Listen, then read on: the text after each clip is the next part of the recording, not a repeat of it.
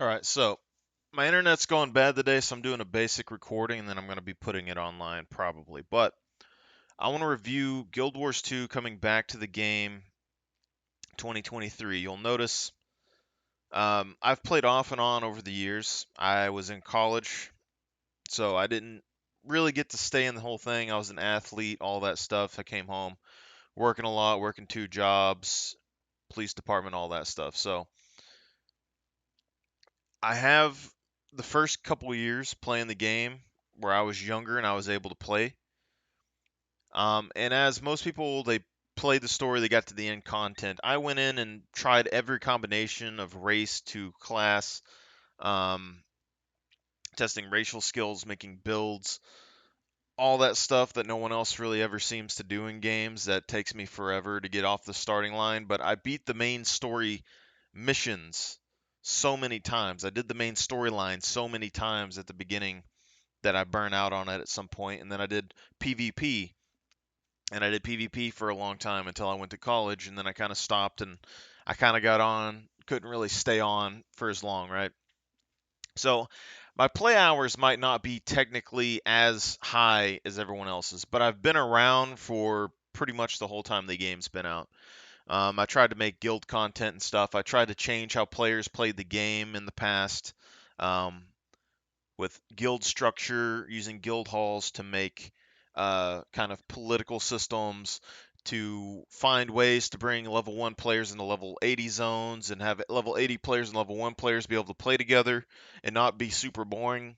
Because specifically in this game, if you're a low level and you're a high level and you're trying to help a low level, it's kind of sucks because you just one shot everything and then you end up siphoning more XP off of them. Like you need to be able to get high levels together and then kind of let the lower levels get some XP gain, which there's ways around it, but a lot of people just don't do, right?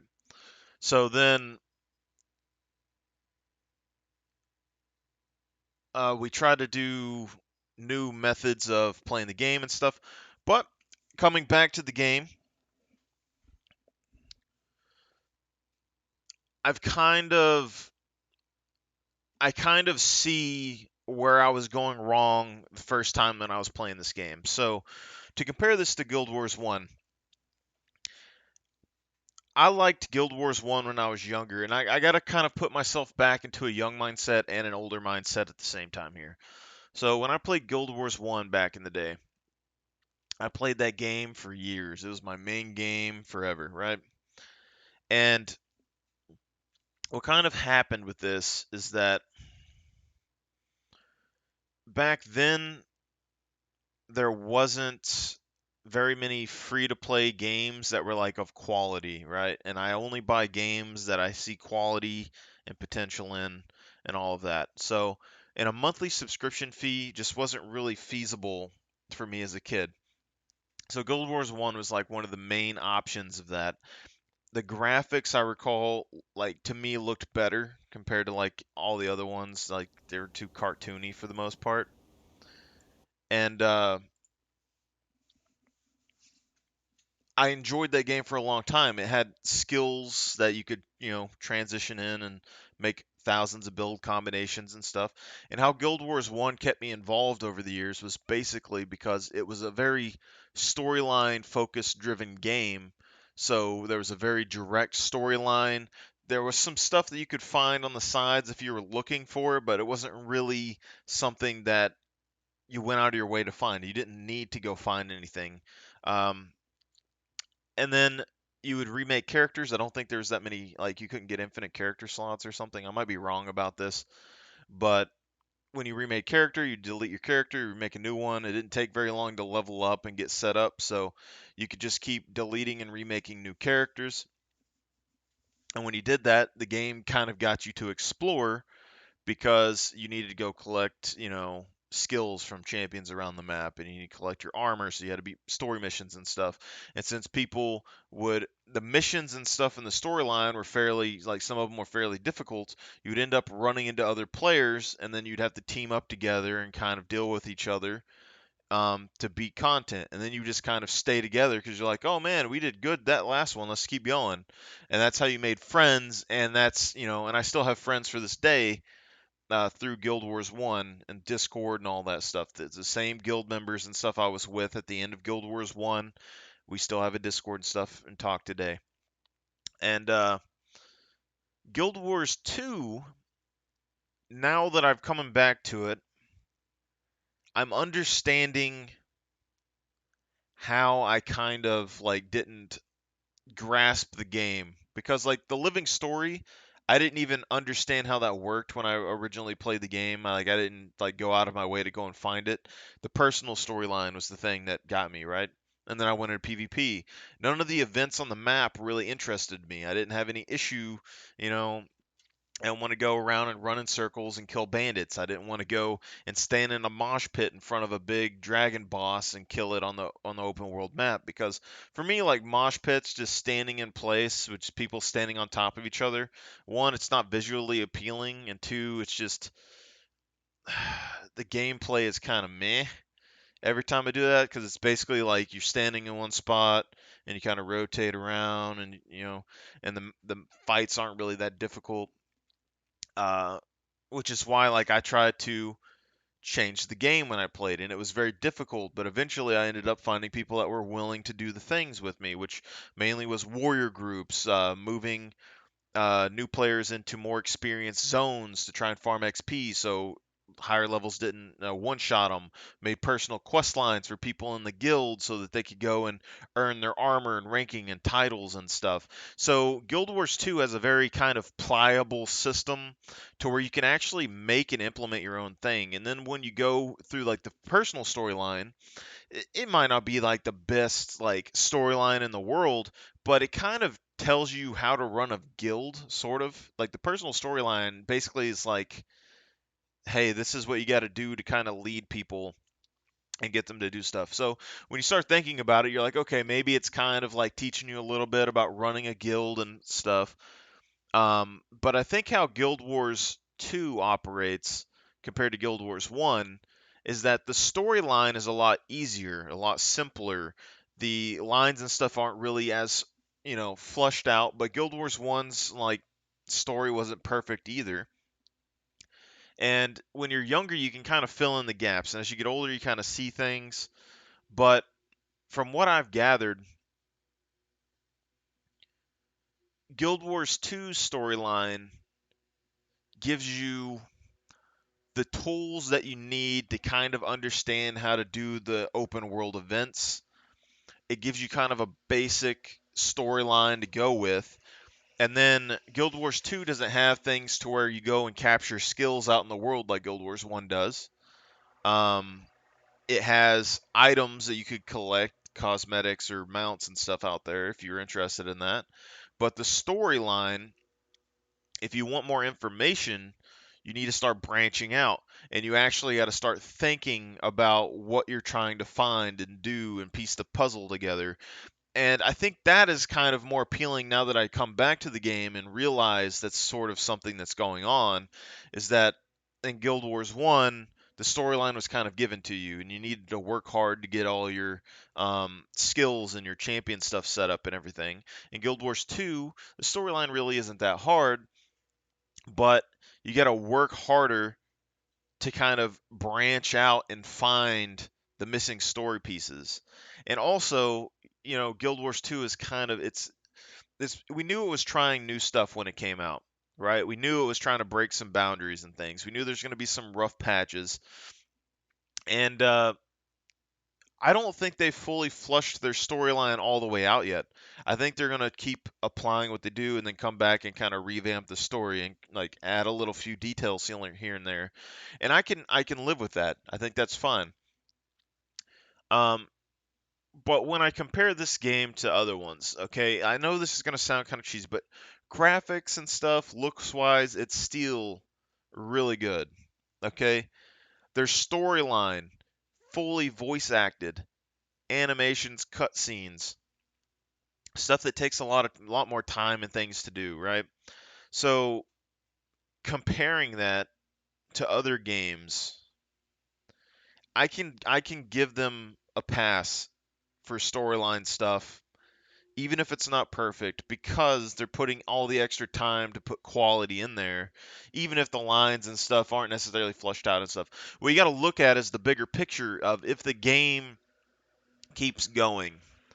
They can go back and change some stuff if they want, but they can increase the content and the amount of voice acting and all that stuff the more the game goes on. So the potential is there to keep going. Now, coming back to the game,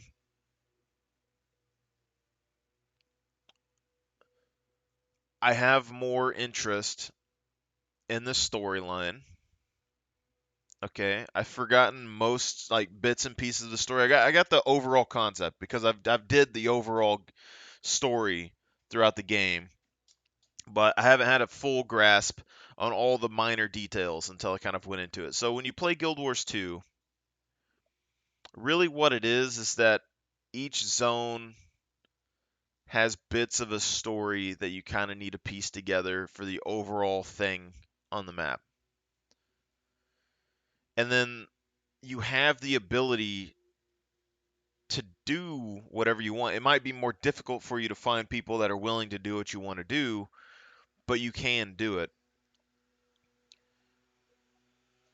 And so I really think Guild Wars 2 still has potential. It still has the ability to do all kinds of stuff in MMO. I don't think it's even close to being dead yet, but even like how they set up the game, like right now the story's like in this limbo where like they could go any number of directions and make an interesting story. They could cut the story off and then have it just a completed game. They could keep branching out. Like they have all the possibilities open to them. Now, I'm not the biggest fan of their armor that they come out with, but the game's armors, there's still some stuff or outfits like this one that we have here. We have basic armors that came with the basic game you can get here. Like the more standard stuff that you get in the game, the armors, I ain't going to say it's the best, but you're looking at 5 races, which you could debate whether or not they needed races to the game. I don't think it would have really been that big of a deal not to have the races, but their core game has like starting races. So instead of having one race where you'd have like 5 times the content in one map zone, you have multiple races with less total all high level content, but you do have more storyline pieces.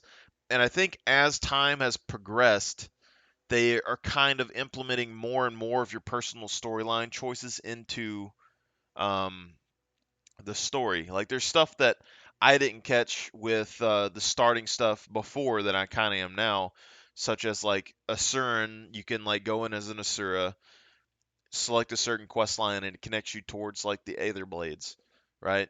That wasn't a thing when you first started the game. So the more the storyline progresses out, the more your personal storyline choices are kind of connecting into the story or kind of affecting how things operate, right? It's kind of like the charm system and stuff. Like when you talk to people, they have this thing where it's like at the very beginning you check if you do dignity, charm, or ferocity or whatever. And then as you go through the game, you can kind of get these choices where you can use it on people or you can talk to somebody and it makes a noise. But they never really explain that, and I don't really see exactly how it works unless it's like some sort of role system to where you can kind of uh, increase the stat and you get like a certain percentage of success later on. But there's something there that's going to work and do something in the future. And a lot of times, those extra conversations that you do aren't really something that you have to do. It's something that you have to find, which makes the storyline, even if it is a little bit easier, there's little bitty details that you need to find or pick up on the way. And then that could be some stuff that you could go back and play the storyline with and do that, even though I think they should scale the storyline up if you have more people. But overall, I think Guild Wars 2 is still in a good place. Um, if they do more like events and things, or they, because like the whole thing when it first came out was dynamic events. The whole thing was like the world's going to change as you do stuff, and I think that's fine. But the more people want like in-game content. So right now there's a bunch of experienced players that want in-game content. They're going to keep pushing in-game content. But if the game even went back and revamped all of its old quest lines and stuff and added extra layers of interconnection between the quests on the maps with different rewards and things like that, things that it was a little bit difficult to manipulate to players, it would make the game so much more varied and like interesting to newer players, right? And then older players coming back would have to relearn some of that stuff too. Like most of the farmers and stuff aren't going to do it, but they still want to farm. But you could apply the same system to an in-world event. So they do these meta events. These in-game players, they want more and more meta events. But if you had a meta event that dynamically changed based on a number of quest lines beforehand, then it would be almost impossible to just like know how to beat a boss, and that would be an insane like amount of content that you could put in one area of the game that would just draw people in. But I don't think they're going to end up doing that. But that's something, and I don't even know if the end level farmers would like that or not. Like you could make a super insane hard in level event, and I'm not sure they would really like that because they want the gold. They want to be able to beat the event. Whereas like I like more of the challenge and stuff of things.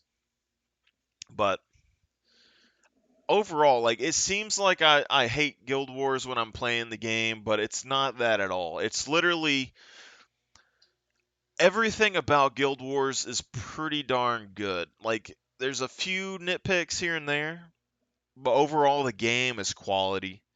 Gameplay's quality. You still got a bunch of customization. You can still find decent, normal looking armors, even though there's a bunch of crazy stuff on the game. Um, the main thing that gets me is just the breaks and pauses that they're doing in the storyline. You know, you got to get 10 levels, so you need to go do some stuff. Random, like, kind of jokes that they put in between, or making you go to a DMV, making you do a random search quest out of nowhere. But now coming back to the game, I'm understanding that I think they're trying to funnel you into the open world by making you do this stuff. Like they're wanting you to kind of like, hey, you need 10 levels for the storyline, and then you go out and you do like a world event, and then you piece together like a part of the story puzzle, and it gets you more involved. Because that's what's getting me more involved right now. I spent on my other character. He's level 30 something right now. He's doing the walking challenge, right? And so with him, I don't run or anything in an area until after I complete everything in the area. And I was investigating Alyssa theory, so I was looking at all the Alyssa parts. And he's level 30 something. He's only been in like the first little section of Divinity's Reach, right? Compared to like me, like this character, he's almost to the end of the main storyline. I used an XP booster to get him to level 50. Right now, he's floating at level 78, and he's about to be able to end the game, or the core game, anyway, right? The other guy, he has did more map completions. He has did more stuff at the beginning of the game. I found more things that are interesting. But when I first started playing the game, I would have never did that. I would have went straight through the main storyline, kept pushing, kept pushing, kept pushing, and I would burn out. Whereas now, when I go back and I make a new character, I'm looking for storyline details that they haven't put in. It's making me do more achievements, things like that, things that I don't ever do in a game.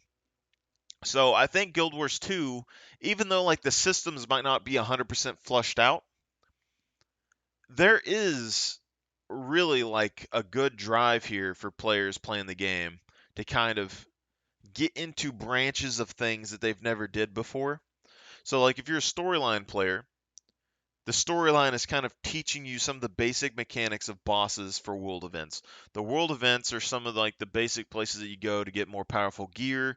More powerful gear is what you need to use for like World v World and stuff like that.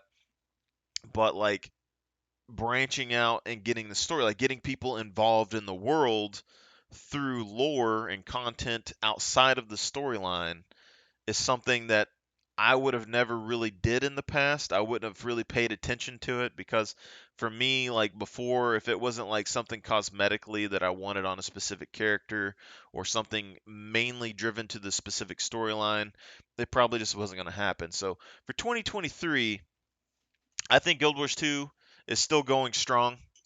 I think it still has a lot of potential. It does have flaws, but I have to look at the quality of everything that they put into the game. You know, graphics, voice acting stuff. You don't have to read everything. You know,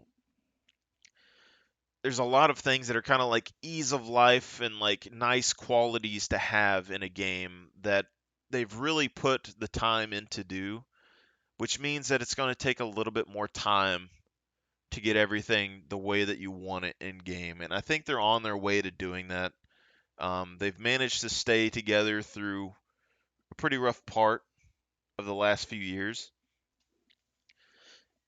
And overall, I think it's going to be a great time, even 5, 10 years from now. Because, like, if they continue the story, like, right now, we're on the very brink of the storyline just busting open. Like, we're about to have like, this is a brand new character. I'm doing the main storyline on this one. The other character's like level 33, and he's unlocked and did all the map completions for this area. But we are on the brink of the storyline busting open, right? Because right now we're in Cantha over here. We're getting a pieces. There's a few things that I kind of wish they would have added, but they didn't. But it's all right. But we got all this. We still got bits of the Jade Sea. We got the underground. We got these southern areas, which would teach us more about like the Luxon and Kurziks potentially. We have these island chains here at the bottom. They could expand the map at any point. They have like these little islands that are around the world. These upper areas. Things that could potentially go up north.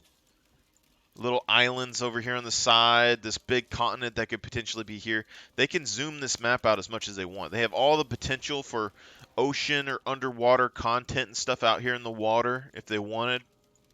There's a lot of possibilities.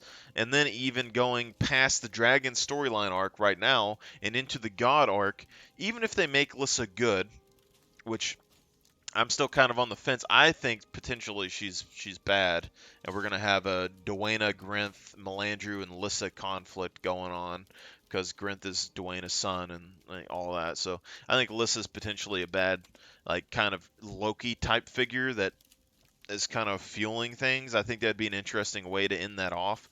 But even if they make her good, it gives us access to places in the mist, storylines, potentially other worlds, apparently. So if that does happen, you could have a whole nother continent. You could have whole new races. You could have all kinds of stuff that go into the game.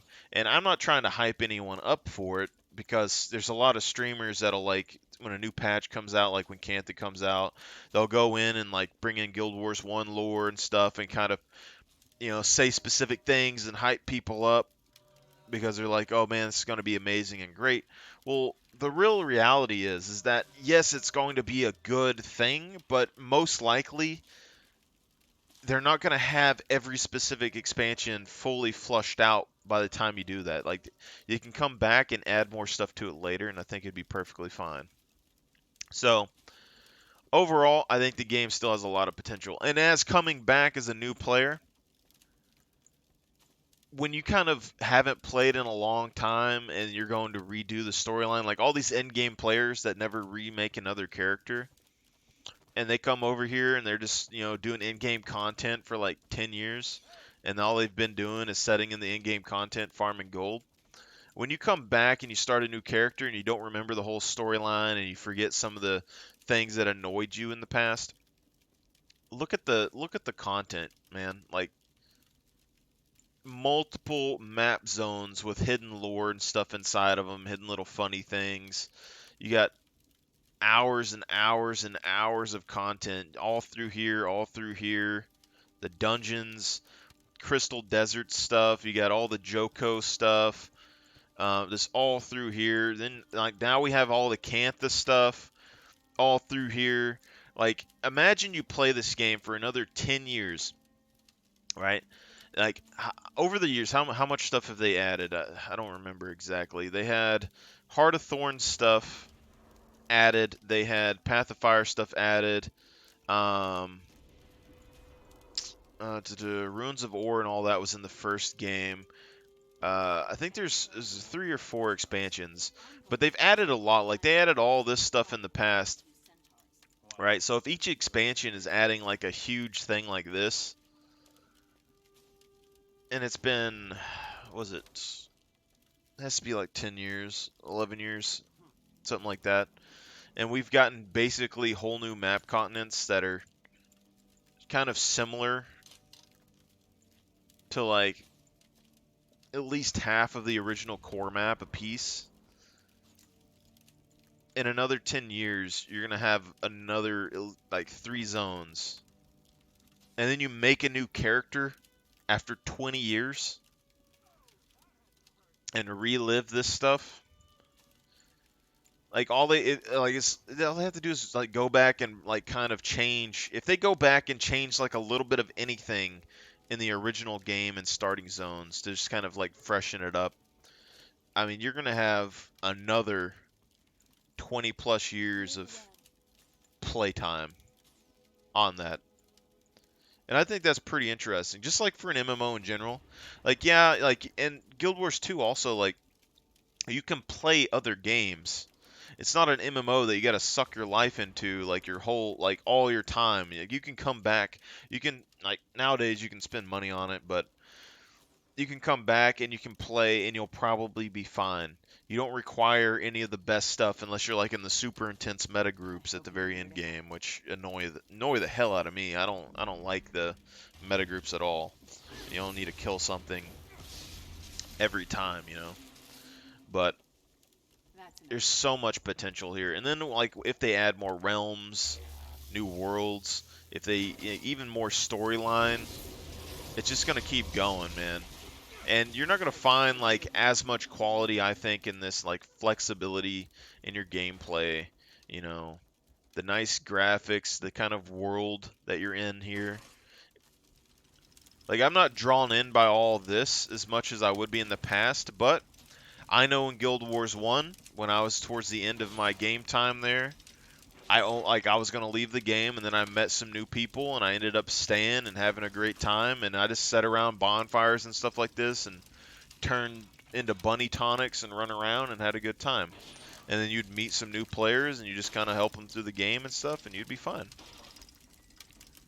And I think that's really like where Guild Wars 2 is gonna like press on in the past, like in the future, is that it's so much bigger in scope compared to Guild Wars 1 that the longer the game goes, the more content there's going to be. And although you're not really forced to play with people, you could go and find people in the past and play again with them if you wanted and go through everything with them all over again. And I think it'd be a really great time. So still a really strong game. Still recommend playing it. Um, it's just like a pretty like relaxed game for the most part if you want to play a game for a little bit and learn some stuff and investigate some storylines, and then maybe get into some more high-end content and, be more aggressive and stuff with people later. But also, like, the bigger the map gets and the more experienced players that get into the in-game contents and the emptier that the starting zones and stuff are going to be. Which means that on one hand, that kind of sucks. I mean, there's still going to be people coming for meta events probably, but also it means that you get an entirely different play experience when you go back because when like in launch in Queensdale and stuff, um, there was just giant mosh pits of players running around in a circle on Queensdale leveling and things. Now those guys are doing meta events out here. Now, imagine if they expand the world even farther, all those guys are going to be like out here doing stuff, right? Which means that Queensdale and all these areas like I'm at now, they could just be you and NPCs and stuff out here, and maybe like a few other players, and you're going to have all that content and stuff to learn. You're going to be able to actually see the different quest events and stuff as the game expands, because there's dynamic events, but like you never really see much of them. But the more that the map presses out, the more influence that you're going to have over individual maps by yourself. And I think that's kind of interesting. Something that I don't think anyone's really thinking about, but down the road is going to play more of a part, because like in Queensdale, for instance, when the game released and everyone was running these circles, it was the same event every time, same event every time, same event, and they did a chain to do that. Now, if there's nobody on the map and you're by yourself, well, maybe you didn't kill the centaurs that attacked the tower, so now it's a centaur tower, and you come back through and you have to take it back over. And then when you come back through again, it's still yours. You'll get to actually visually see the changes that happen when you're playing on the map as you're completing the map, which would make it feel a little bit better than it did in the past. Because like right now, you might go through and you'll like fight something over here, and then players will just come through and they'll like kill it off and or whatever, or you'll come back through and you won't even get to participate in an event. So I don't think that the content, even if as they keep expanding the game, that this is going to be necessarily bad. You know, because you're going to have a lot like more of an individual experience as the game map gets bigger. And then if you actually slowly build a guild or something, you slowly expand out, you kind of figure out where people are going and stuff. And there's always going to be people that just want the best of the best, and they're going to try and rush towards the end of the game. And then it'll probably be more like Guild Wars 1, where like players have to go and find them and then try to like rush them through the map, make some sort of run that gets them all the way to the end zone quicker. But I guess I'm going to end the video here. I think Guild Wars 2 is still a really great game, full of customization, a lot of great options, elite specs, and they have the potential to change whatever they want in the future. If they don't want to do elite specs, they could add more skills. If they want to do more mounts, if they want to do masteries, if they want to add more weapons, there's a lot of things that they could do to the game depending on what the community wants. But uh, that's the only thing I could really say, is that there's so much potential and there's a great amount of quality here. So y'all guys have a great night, and I'm probably gonna post this on and start playing again and try to stream again. So y'all guys have a great night.